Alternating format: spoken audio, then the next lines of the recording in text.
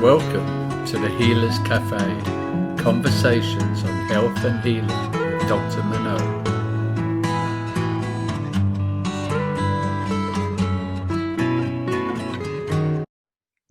So welcome to the Healers Café, and today I'm with Sharon Holand, and I'm really excited to be speaking with her. And she is a CNFD NP, which is a functional holistic nutritionist. She's a speaker and an author, and she supports women over 40 who feel like their bodies are betraying them, or they're tired and frustrated and are searching for answers. And Sharon helps them get to the root of their most common health complaints with at-home testing and flexible food choices so that they can get more energy, less stress, and feel great again.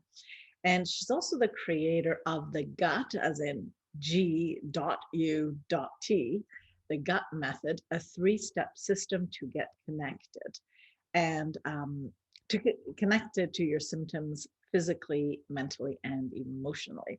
So I think I'm going to stop with the bio now and just welcome you. And thanks for joining us. Well, thanks for having me. I'm excited to be here. Yeah. So I'm going to ask you the first question is, how did you get into this field? What is your own history that might have led you there, or are they even related? They are actually. And, it's like, you don't know what you don't know until it's pointed out to you, right? Like, Right. I feel like there's something called the 4 levels of competence, where you're unconsciously incompetent. You don't know what you don't know. Then you're consciously incompetent. You become aware that you don't know and you feel like an idiot.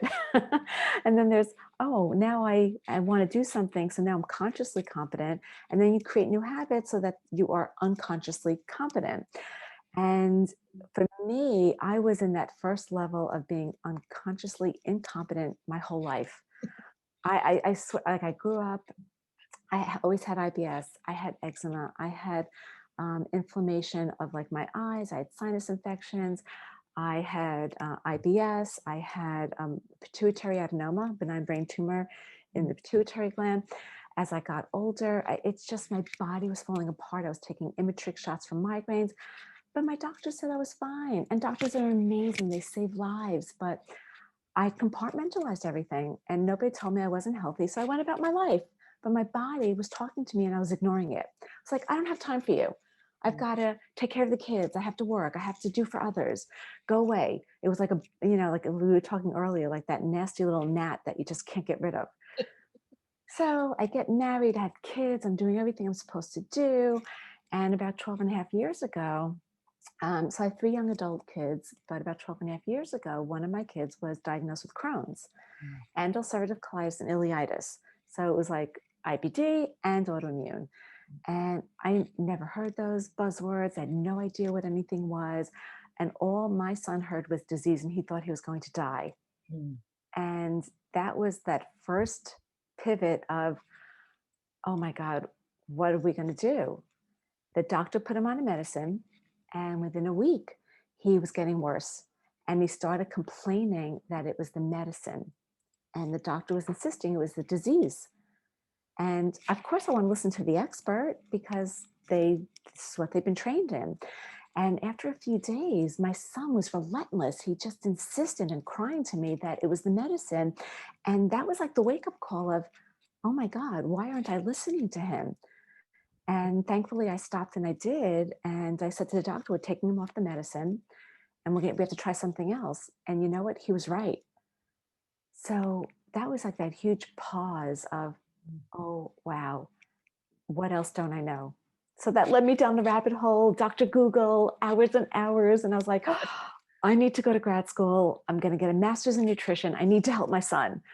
And I remember my sister, who is a doctor, just turned to me and she was so excited. I'm like, wait a second, I hate science. What am I doing? Grad school? I'm in my 40s.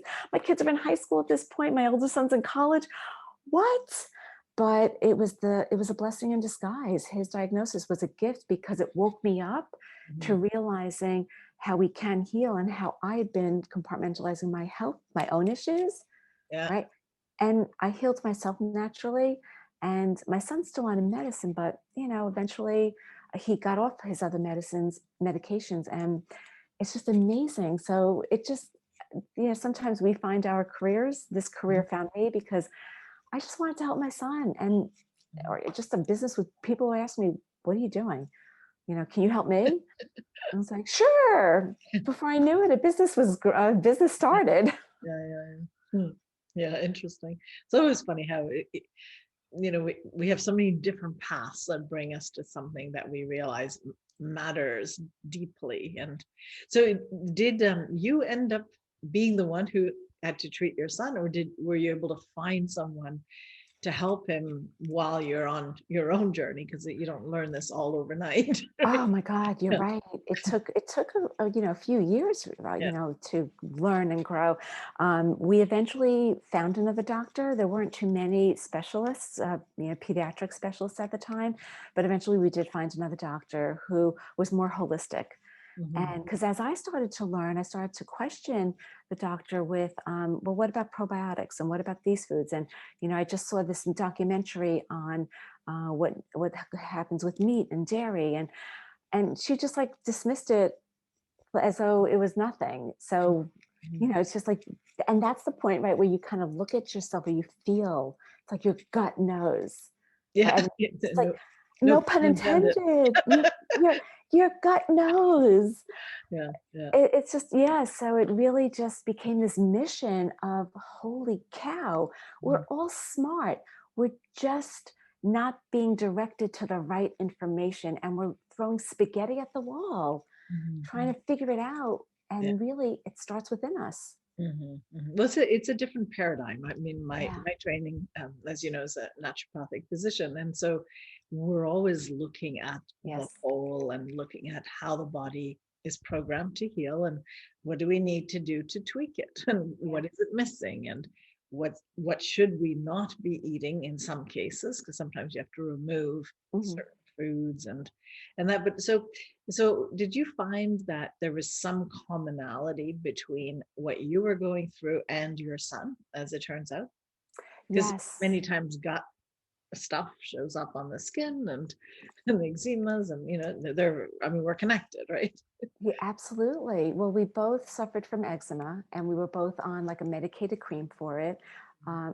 We both, well, besides his condition being so gut related, so there was a lot of gas, and he had a lot of diarrhea, but I would go between the two, and I had a lot of stomach distension. He would get allergies, and I had allergies also. So there's a lot of stuff that you just kind of think, where's this all coming from? And it wasn't just seasonal; it was like all year round. Right. Yeah. So there was, and it's like when you start connecting those dots, and then realize, wait a minute, what are we eating? And I start to notice, there's a pattern. I'm feeling lousy after I eat dairy. I'm feeling congested. Wow, so are all my kids. It's like these light bulbs that go off, right? Yeah. So did you do like a process of elimination, or you ended up doing a test for sensitivities, or what was the thing that for you is like really helped clarify it? So for me, it started with my son, because I was really focusing more on him and about, Crohn specifically, and foods. It was, all right, let's get rid of the dairy, let's get rid of the gluten, let's bring in more like, healthy foods. But with me, it was not just like, okay, let me cut everything out. It's like, what can I add in? And until I got certified as a functional nutritionist to do like the testing with stool testing and the hair analysis, it was more of the playing around with the food and how I was feeling and first, right? Because we always go to food first, right? It's like Hippocrates said, let food be thy medicine. But then as I got and started working with my clients with the gut stool, it was the first thing was like, let's do a GI map. Let's see what is going on. Let's see what bacteria and viruses and pathogens are in that are lurking, because they didn't just get there overnight. They didn't just like look for a motel. They're driving down the road and be like, oh, let's stop here for the night. They've been like camping out for years and years and years. It's like that Raid commercial. It's like, Raid.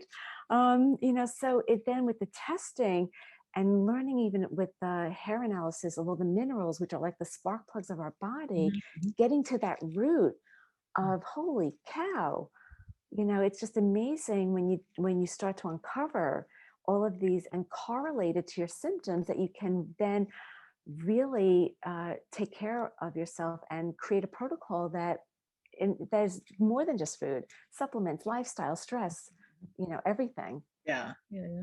So I was reading a little bit more about your history, but you say that now your focus is more women in their 40s. Mhm. Um, and I'm assuming your hormonal issues is something that you're seeing quite commonly.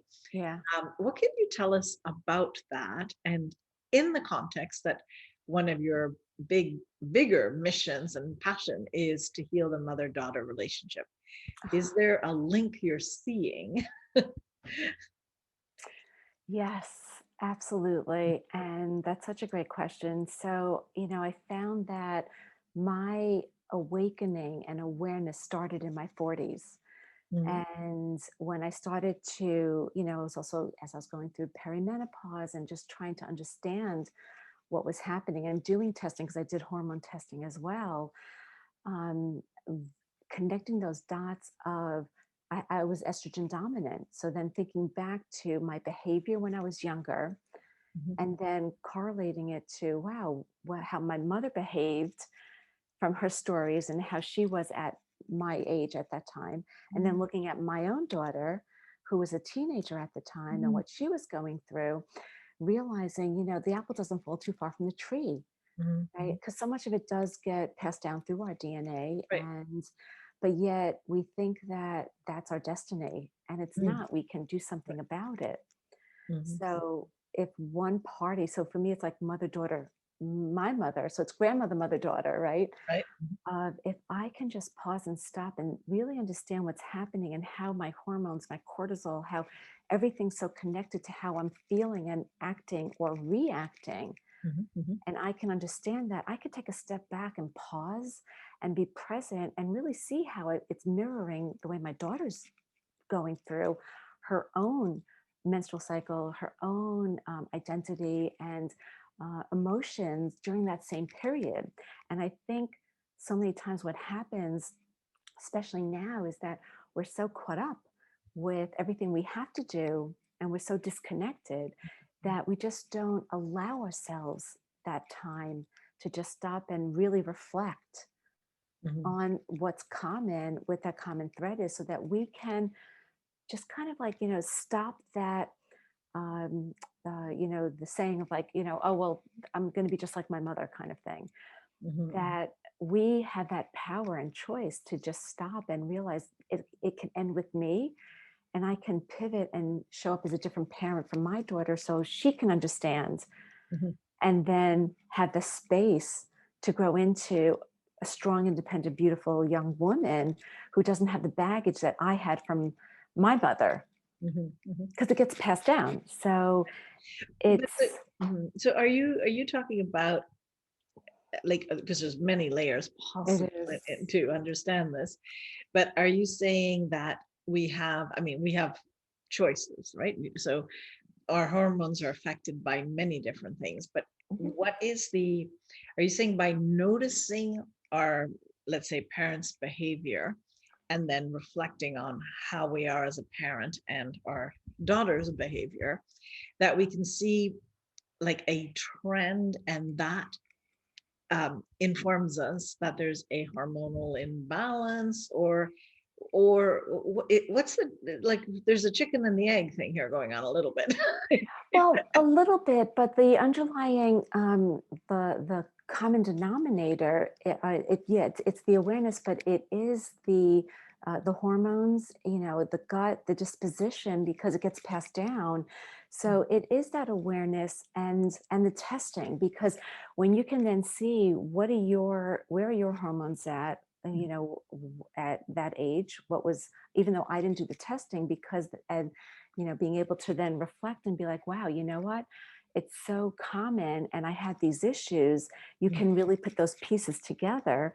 And mhm, then for me also doing the hair analysis and seeing the importance of some of the ratios of like calcium to potassium and just certain things that trigger adrenal responses, Right. the fight or flight, then you actually, it's like the movie The Matrix. It's like things just start to open up that you can connect those dots. Yeah. And really, yes, be able to paint a bigger picture and guide and lead from a different place. Mhm. So when you're talking about, so I understand completely, if you go get tested and you see a pattern, then you can make different decisions because now you know, okay, you're estrogen dominant. And you can also, so let's say, how would you then deal? Let's say you're estrogen dominant. What would be the next step, for example, if somebody's listening to this and they're going, oh, okay, I can see the pattern now, I see this. Yeah. So my specialty lies with like the gut and the liver and with the hair analysis. So when I see this estrogen dominance, I look to how can I detoxify the liver and support the gut to help clear some of the estrogen metabolites. And then I have them work with a specialist who just focuses specifically on those hormones. And I focus on the gut part really, but it's just having them have that understanding of how it's connected. Because if you have a sluggish liver, then you have a sluggish gallbladder, a sluggish gut, everything kind of gets swampy. Exactly. Yeah. Well, I Yeah. mean, the liver that does the detox, if it needs to Yes. help, I mean, our hormones go through our liver, right? So Yes. Exactly. if it's stuck there, we're not getting very far. So Exactly. And it recirculates then. And so it's for me, I don't work with estrogen or the progesterone. I don't work with that. I work right. with, okay, what can we do? How can we support the gut and the liver so that we can unclog the pipes? Let's Right. get some roto-rooter in there. Yeah. Yeah. So, so there's detoxing the liver, and then how do you work with the gut then? Well, with the gut. Hi, it's Dr. Manon, and I just wanted to take a moment, commercial break, to ask you to subscribe to my podcast and kindly leave a comment if you're enjoying this. And also, just to let you know, I have tips for people in health looking for solutions to just a variety of issues. It's more like an attitude of health, and they're entertaining short videos, and you can find those under drmanonbolliger.com/tip. The link is here, and I look forward to hearing from you. Well, with the gut support, sometimes, depending on what the results are from their stool, right, will depend on what they need for support. And a lot of times it's so much of like this dysbiosis, right, the imbalance in the bacteria, right, with the trillions and trillions of bacteria. So I always like to start, with whole foods, where can they get medicinal foods from plants and certain herbs, or, bringing in like dandelion and fennel and things for cleansing the liver. And then for the gut, it's like, let me support your antioxidants. Let's get some glutathione in there. But let's also, if we need to build up your balance of your minerals, doing it in a way slowly, because your body, it didn't happen overnight. So it'll take time for it to adjust. So the probiotics, things that will work for you based on how you're exhibiting your symptoms, right? Because it's not just, oh, let me look at the test and plug it in. It's like, what's correlating and what's your biggest health complaint and how long has it been going on? Let's focus on that first. So when you say, because there's many books that have talked about, I mean, way back, even in conventional medicine, that there's a very big link between the gut and also our emotions. And in fact, some people have gone as far as to say that our emotions lead our gut issues. And that's kind of the non-functional approach, but nonetheless, it's out there too, that many of these dysbioses are caused by emotion. And why I was bringing this up is when you say heal the mother-daughter relationship, are you seeing this as a piece of all of that, or are they separate passions? Like, are they? It's all the same. It's all connected because our body is energy. So part of the healing physically with the gut and emotionally, it's all part of that bigger picture of what defines health, right? Because it's not just about the food, it's about how we move energy in our body. And, even people with the stress and everything that they go through, like the breathing exercises, the ability to get yourself into that parasympathetic state so that your body can rest and digest is very connected to your emotions. Because when you're feeling even that stress, it doesn't even matter how healthy you eat. If you don't address the emotional side, you'll release all this cortisol that will wreak havoc on your system anyway. So that's why it's so connected. And I've just, interestingly, the idea with the mother-daughter, of course, for my relationship, but as I started working with women, they're like, can you help my daughter? Because she has IBS, so she has this, and this is going on. And as I would start working with them, I would start talking to, and I would always encourage them to get on the calls together via Zoom and have a conversation, because it's, as a mother, we just get into our own patterns, and then our kids filter how they hear us, right? How they listen. So being able to do that and realize how this is all connected, it's energy. So you have to address both in order for this to work. But do you find that people, women and daughters, like, so let's say it's the daughter's issue, for example, does it come up that the emotional issues are their relationship, or like, how do you work that whole part in? I'm asking because you mentioned it as a passion. So no, it's such a great question. It really is, because it's uncomfortable for them to want to discuss it. And then I'll say, well, if you want to talk about it separately, this is just something. If you want to heal your gut, you have to address your emotions.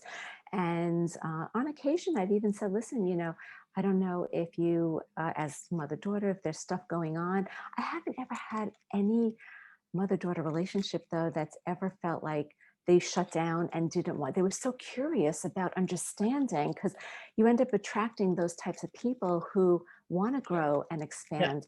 So they were very curious about, wow, how am I showing up? And as a mother, and then as a daughter, what is she saying that's triggering me? And then why am I reacting this way to that trigger? And then having them decide if they're going to do the work or not, because I'm not a therapist. No, right. Right. I'm not a therapist. I'm not a psychiatrist or psychologist, but it comes up in the work. So it's something I address for them to decide whether or not. But because I see that pattern, it's just like, wow, this is just an awesome area to explore. And especially because I have a daughter. Yeah. No, I mean, I'm not at all surprised of the link that you're, and well, definitely I've seen it as stressors, but I haven't particularly correlated to mother-daughter, especially not in a man. So I know there's all kinds of different. We get a whole other conversation about that. Yeah. Sorry, that was supposed to be just funny, but no. Anyhow, but I do think that there is a lot of that because it is our gut also is our initial brain. It's our response.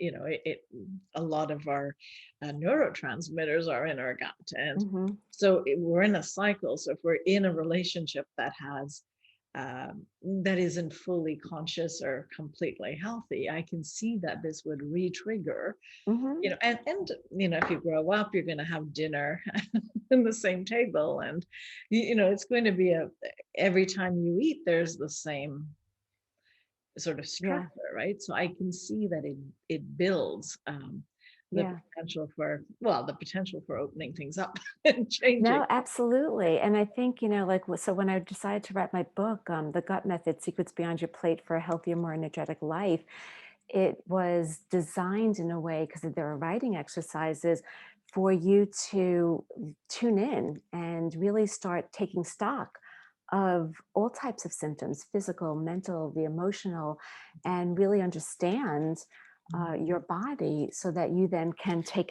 action, right? So it's like getting connected, understand, And I think because we're a society that wants such quick fixes and, looking for externally for these answers, and especially now, given the pandemic that we're in, being able to take stock and to pause and reflect and tune into ourselves is the biggest gift Yeah. that we can do, give ourselves and our families. Yeah, definitely. Yeah. Yeah. So is this a new book that's coming out, or you have yet another book? No, the book about mothers and daughters is next year. No, this book just came out last week. Do you have a copy of it? I do. I have a copy of it. Oh, it's Gut method. oh, nice Yeah. cover, yeah. Yeah. Oh, here, let me stand back so you can get the full picture. There you go. Okay. Right. Because the idea is like, what is on the plate? That's what we're looking at, but it's beyond the plate.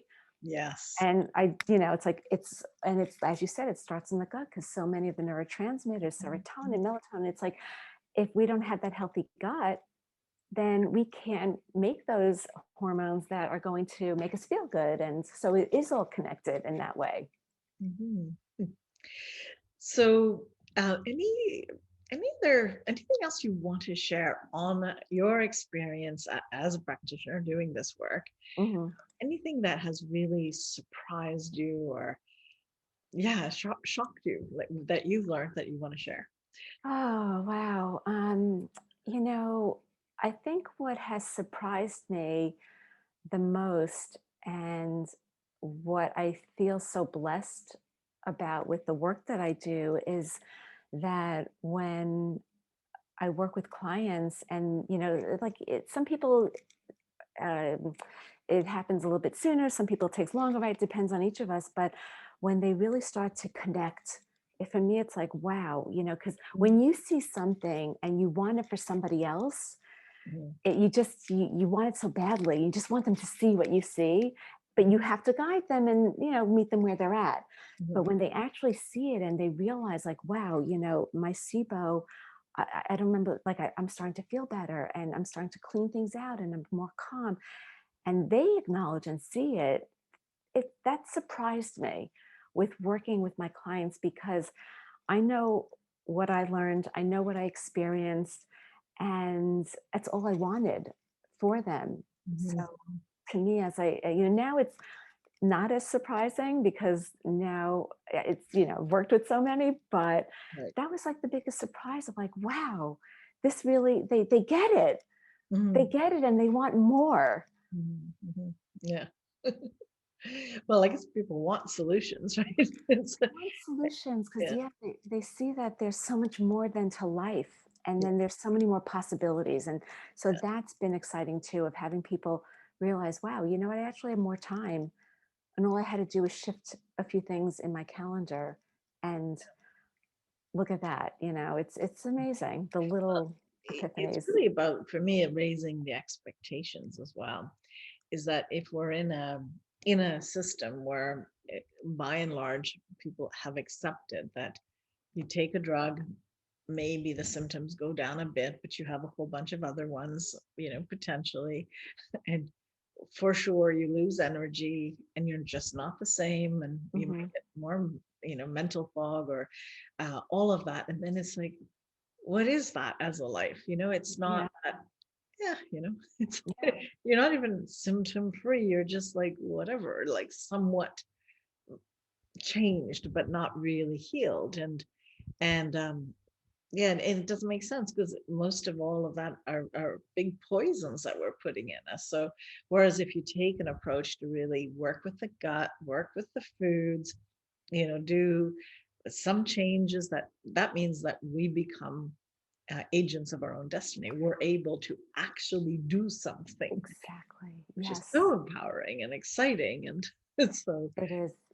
yeah, no, I can totally see the the aha and the pleasure that people have when they realize, oh wow, my life is actually different now. So Yeah. that's Exactly. We want to empower them to make them their own health advocates because Mhm. they really do know their bodies. They've just gotten used to feeling so lousy, they don't even know what good feels like, right? Yeah, And they're like, oh, they said this is normal. It's like, no, it's common, yeah. but it's not normal. Exactly. Yeah. Actually, that's a line from one of my webinars. Yeah, it's Really? common, yeah, I but say it's that not. all the time. Well, See, like minds. yeah, yeah. Well, I think if you go naturally, you have a general bigger respect for the body, Hmm. and Hmm.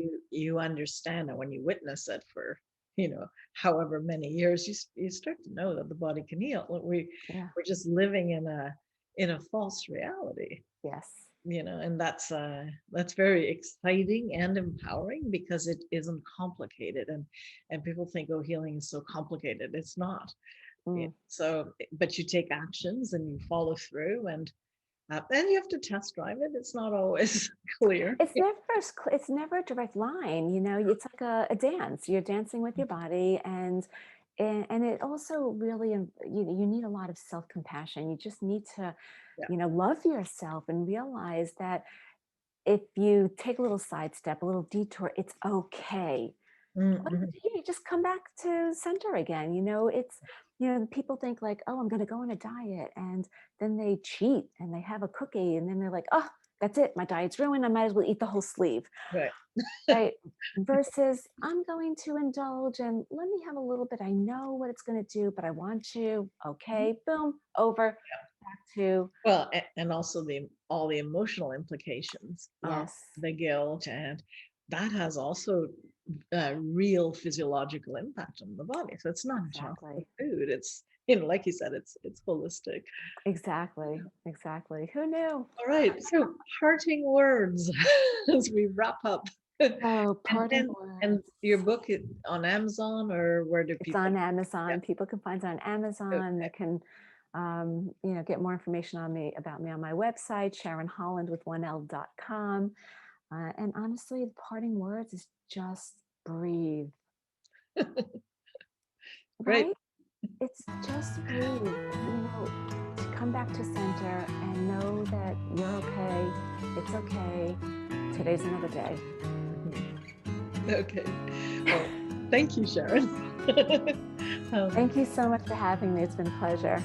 Thank you for joining us at the Healers Café with Dr. Manon. For more information, go to drmanonbolliger.com.